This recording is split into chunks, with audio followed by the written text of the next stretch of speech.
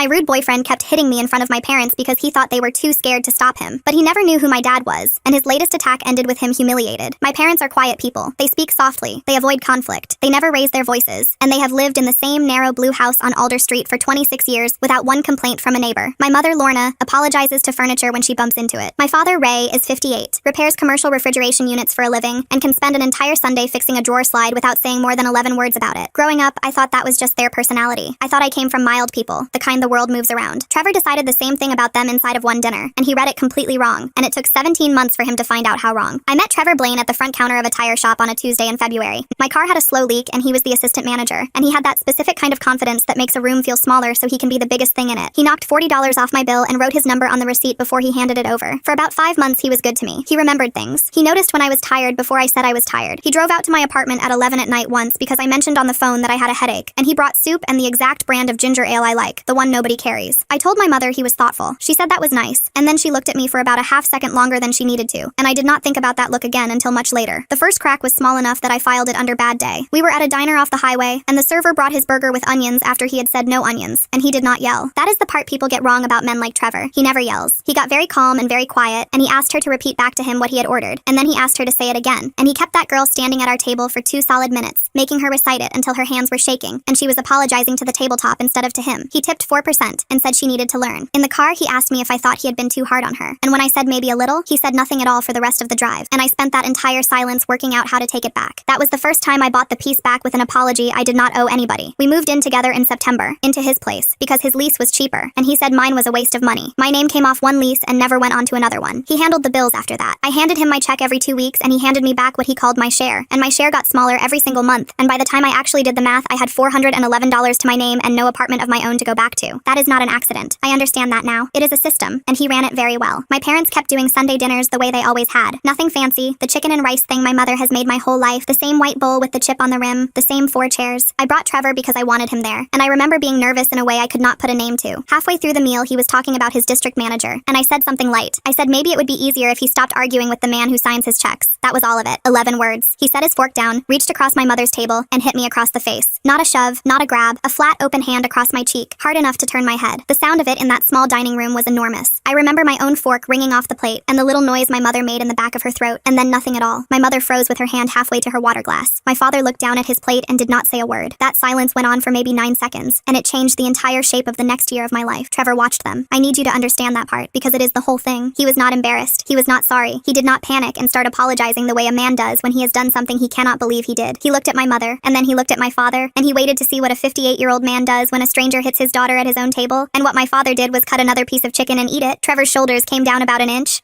He picked his fork back up and asked my mom to pass the rice, and he told her it was really good, and she passed it to him. I sat there with my face going hot, and I made myself smile, because I could not think of one other thing to do with my mouth. In the car, he told me I had embarrassed him in front of my own family. He said that if I had not said what I said, he would not have had to correct me, and that I made him look weak in front of people. By the time we got home, I had apologized twice. After that, it was regular, and it never went back. It stopped being an event and became weather. He grabbed my arm too hard at his cousin's wedding in November because I laughed at something a groomsman said, and he held it through 2 songs and told me afterward that he was just keeping me close. He started flicking the back of my head when I said something he thought was stupid, and calling it a joke, and asking why I could not take a joke, and asking my mother at dinner whether I had always been this sensitive. He shoved me into the counter by their sink hard enough that I had a bruise on my hip shaped like the drawer pull for 9 days, and 4 separate times he hit me across the face, and twice of those were right there in my parents' house, once at the table and once in their living room with the television still going. Every single time the same 2 things happened. My mother looked away, my father went quiet, and every single time, Trevor got a little bigger. He started talking directly to them about it, which is something I still cannot fully explain to people. He wanted them to hear him say it. "You two are something else," he said one night, grinning, 3 seconds after he had shoved me into that counter. Most dads would say something. "Not you. Smart man. You stay out of it." My father kept eating. Trevor leaned back in his chair until the front legs came off the floor. "What are you gonna do anyway, old man? Cry at me?" My mother asked him very softly, the way she asks for anything, if he would please not talk that way in her house. He laughed at her. He actually laughed out loud. "Or what? This whole family is a bunch of mice. It's honestly kind of cute." Then he reached over and patted my father twice on the shoulder and called him chief. My father let him do it. I said we should go, and he closed his hand around my wrist and told me to sit down. We were not done, and my father watched him do that from 4 feet away and did not say one word. It got worse every visit because nothing ever cost him anything. He stopped even performing politeness. He put his boots up on my mother's coffee table on top of her magazines. He told my father to get him a drink, not asked, told, and my father got up and got it. He started calling my dad by his first name in a mocking little sing-song, "Ray, lighten up, Ray," and he made a whole bit out of it for weeks. weeks. One night in March, he announced to the entire table, "You know the best part about dating her? Her family knows their place." I say jump. Everybody in this room asks how high. Even Papa over here. And my father, for the first time in months, put down his fork and looked up and looked directly at him. He did not say anything. He just looked. It lasted about 4 seconds. Trevor smirked and looked away first, and then talked louder for the next 10 minutes, and I do not think he ever understood what had just happened in that room. My best friend Corinne saw the marks on my arm in the parking lot at work in April and asked me straight out, and I told her I caught it on a car door, and she said okay, in a way that meant she knew I was lying and would not fight me about it that day. 2 weeks later, she texted me and the message did not go through because he had gone through my phone and blocked her, along with 3 other people, and when I found out, he said he was protecting me from women who wanted my life to be as miserable as theirs. By May, the only people I saw outside of him were my parents, and he came to every single one of those dinners. That was the whole world, him, and 2 people who would not stop him. I tried to leave one time before I knew any of it, that 2nd February, and it lasted about 4 hours. I put 2 bags in my car while he was at work, and I got as far as the end of my parents' street before I pulled over, because I was doing math on a steering wheel. $400, no lease anywhere with my name on it, a car registered to him because he had the better credit, a job that paid every 2 weeks, and the next 2 weeks was 11 days out. And underneath all of that, the thing I could not say out loud even inside my own car, which was that if I went into my parents' house, he would simply come to my parents' house. And I had already watched exactly what happened in that house when he decided to put his hands on me. So I drove back and I unpacked both bags before he got home, and I never told anybody I had done it. He found the receipt for the storage unit 3 weeks later and made me sit at the table while he read it out loud twice, slowly. Then he asked if I was ever going to do that again. I said no. That was a true answer when I gave it. In June, I went out to my parents' garage looking for the space heater, and I moved a stack of paint cans and found a cardboard box with my father's handwriting on the side. One word, old. I opened it because I thought it was photographs. It was 14 medals on ribbons, a curled photograph of a young man I had to look at twice to recognize as my father, 26 years old in a white GI with his arm around another competitor, 3 tournament brackets folded into quarters, and underneath all of it, a manila envelope with a case number written across the front. I was still sitting on the garage floor with that envelope in my hands when my mother came out to see what was taking me so long. She sat down on the step. She did not tell me to put it back. She said it was time I knew all of it, and not just the part I had been told when I was a child. My father competed in jiu-jitsu for 15 years. He was very good at it. Good enough that the medals in the bottom of that box are mostly from tournaments people traveled for, and he quit at 31. He quit because a man followed him out of a bar and swung on him in a parking lot, and my father did what 15 years had trained him to do, and he put that man on the ground, and the man's head found the concrete curb on the way down. He died 2 days later in a hospital. My father was charged. He said self-defense, and 4 people said the other man swung first, and the state said a trained man is not the same as an untrained man, and my father served 6 years and came home when I was 7. That is why he missed most of my childhood. That is why the only thing he ever told me about it was that it was the darkest time of his life because he could not see me. And when he came home, my mother said, he made one promise and he has kept it for 22 years without a single exception. Never again. Not in an argument, not in a bar, not for pride, not for insult, not for anything. He does not do sparring. He does not go to gyms. He never displays the medals because he does not want to be the man in that photograph. And there was a second part to it that she made sure I heard clearly, sitting on that step with a cold envelope in my hands. A man with his record does not get the benefit of the doubt. If my father put hands on my boyfriend in an argument, my father would be the one in a cell that night, and Trevor would be a victim with a lawyer, and I would be a girl visiting her dad again. Trevor was counting on nobody moving, and my father knew exactly what moving would cost. And so he sat there and he ate his chicken, and he let a 29-year-old man pat him on the shoulder and call him chief. That was not fear. That was a man doing arithmetic every Sunday. Then she told me the last piece, and it is the piece I did not see coming at all. She went to the county clinic in October, the week after the first slap, and she talked to an advocate there for 90 minutes. And the woman told her the 2 things that actually matter, that I would not leave on a feeling, only on proof. And that proof is dates. So my mother bought a spiral notebook, the kind she uses for groceries, and she started writing it down. Every incident, the date, the time, what he did, what he said, who was in the room. There were 11 entries in it by the time I read it, in her small, careful handwriting, going back 8 months. October the 4th, he struck her at our table. November the 9th, he held her arm at the wedding. She wore long sleeves in a warm room. March the 2nd, he told the table this family knows its place. And clipped inside the back cover were 4 photographs of my arm, taken on their couch while I was asleep after Sunday dinner, with the date written on a slip of paper laid beside my elbow so it would show in the frame. My quiet mother, who apologizes to furniture, had been building a case against him for 8 months while he laughed at her in her own living room. She said my father's exact words, the first night, after we drove home. He said, if that man swings in this house again, I will stop it, and then I will accept whatever comes to me after. He just did not want to spend 6 more years away from me for something that would not even keep me safe. What he wanted was for it to be documented and witnessed, and for me to be standing on solid ground when it happened. I did not sleep much that week. I went back out to the garage on the Wednesday, and my father was under the hood of my mother's car with a shop light hooked onto the latch, and I stood there a long time before either of us said anything. He said, your mom told you. It was not a question. I said yes. He wiped his hands on a rag for longer than the job actually needed, and then he told me the only real thing he has ever said to me about any of it. He said that when he came home, he decided the man he was going to be was a man who never had to find out what he could still do. And he said the hardest part of the last 8 months was not being hit at and laughed at and called chief in his own house, because he could take being spoken to that way and it would cost him nothing that mattered. The hardest part was that every Sunday I sat across that table and looked at him and saw a man who would not stand up for me, and he had to let me keep seeing that, because the day he stood up would be the last day I had a father in this house unless it was clean. He said, so it has to be clean, and your mother is making it clean. Then he asked if I wanted to hold the light for him, and I did, and we did not say another word for 40 minutes, and that is the closest thing to a conversation conversation about it the two of us have ever had. 2 weeks later, the last night. It was a Sunday, it was the 9th, and it started over a text message. My phone lit up on the table next to my plate, and it was a guy from my shift asking if I could cover Wednesday. And Trevor picked my phone up before I could reach it and read it out loud in a voice, and asked who that was. And I said a coworker, and he said say it again. I said it again. He hit me across the face at my mother's table, harder than any of the other times, hard enough that I tasted blood along the inside of my cheek, and the chair moved under me. My mother stood up, and then Trevor drew his hand back to do it a second time. He never got there. My father came out of that chair faster than I have ever seen a human being move, and I have replayed it maybe 1,000 times and I still cannot see the middle of it. He did not throw a punch. He never made a fist at all. He caught the arm that was already coming back, turned his hip into him, and put him face down on the dining room carpet, and then he was kneeling on him with both hands locked somewhere I could not see, and Trevor was not going anywhere. The whole thing took about 3 seconds. There was a plate on the floor and a chair on its side, and my boyfriend was screaming into my mother's carpet, and my father was kneeling over him breathing completely normally, and his voice when it came out was the same soft voice he uses to ask if you want more rice. "Call the police," he said to my mother. "Tell them a man is being held for hitting my daughter." My mother was already walking to the phone. Trevor lost his entire mind on that floor. "Get off me. This is assault. You're the one going to jail, old man. Do you know who I am? Let me go. I'll end you. I'll end all of you." He said it over and over, thrashing, trying to get a knee under himself, and my father did not answer him one time, and did not adjust his grip more than twice. And after about 90 seconds, Trevor stopped being able to yell because he had used up all his air. My mother did not sound soft on that call. She gave the address. She said her daughter had been struck in the face at her table by her boyfriend. She said it was not the first time. She said there was a written record with dates, and she said her husband was restraining him until officers arrived, and that nobody was injured otherwise. 9 months of my life summarized in about 40 seconds by a woman I had spent that entire year thinking was too scared to speak. 2 units came. The moment Trevor was upright and cuffed, he started performing, and he was good at it, because he had been good at it his whole life. A crazy old man attacked him at a family dinner. He was eating. He never touched anybody. This family is unstable. He wanted his own report filed. He asked twice whether the officers knew my father had a record, and he said it like a card he was proud of holding. And then my mother handed the officer a grocery notebook. She talked him through it. 11 dated entries in 9 months, times, quotes, the names of everyone in the room, and 4 photographs of my arm with the dates in frame, and my face right there in front of him, still red, already swelling along the cheekbone. 2 witnesses who were not me, in their own home, describing the same event the same way. There was nothing for him to argue with. It was not my word against his. It had never been my word against his, because my mother had made sure of that starting the week it began. He was arrested that night. He was charged, and he took a plea in the fall, rather than let my mother read that notebook out loud in a courtroom. And there is an order now that keeps him away from me, and away from Alder Street for 3 years. My father was not charged with anything. The officer wrote that he acted to stop an assault in progress on his own daughter in his own home, and both witnesses said the same, and that was the end of it. Although my father sat at that table for 2 hours afterward with his hands flat on the wood and did not eat, because a part of him had been waiting 22 years to find out if the promise he made would still hold up if it ever got tested. Trevor tells people my father jumped him. He tells them he was ambushed at a family dinner by a violent old man with a history, and that he is the real victim here. And I know for a fact that a handful of people believe him, because 2 of them unfollowed me, and one of them left a comment on a photo of me and my dad at Christmas. It used to make me want to explain myself to strangers. It does not anymore. The notebook is still in the drawer under the phone, in the same place it lived for 9 months while he sat 10 feet away from it with his boots up on my mother's magazines. She never hid it. That is the part that stays with me. It was in an unlocked drawer in an open room the entire time, under a stack of coupons. And he never once thought to wonder what the quiet people in that house might be doing while he talked. I moved into my parents' back bedroom in July, the one that was mine until I was 19, and my mother talks louder now, in general, about everything, like something got unstuck in her. My father still goes quiet when he is angry, and I have learned to read that silence completely differently than I did a year ago. The box in the garage never came inside. I asked him once if he wanted to hang the medals somewhere, and he said no, and that was the entire conversation. The trophies are still in a box in the garage.